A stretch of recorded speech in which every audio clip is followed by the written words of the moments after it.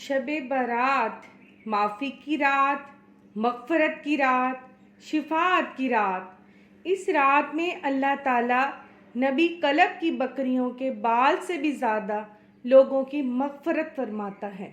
شب برات والے دن حضرت آدم علیہ السلام کی اولاد میں سے جو شخص اس سال میں پیدا اور کون مرے گا لکھا جاتا ہے۔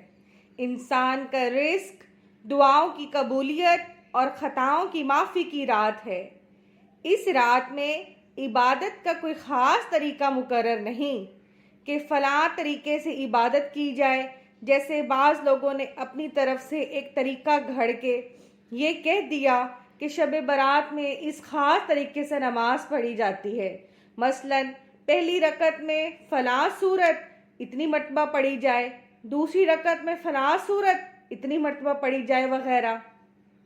اس کا کوئی ثبوت نہیں، یہ بالکل بے بنیاد بات ہے، بلکہ نفلی عبادات جس قدر ہو سکے وہ کریں، وہ اس رات میں انجام دی جائے، مثلاً نفلی نماز پڑھیں، قرآن کریم کی تلاوت کریں، ذکر کریں، کثرت سے تسبیح پڑھیں، دعائیں کریں، مغفرت کی، اچھے نصیب کی، صحت کے لیے دعائیں کریں۔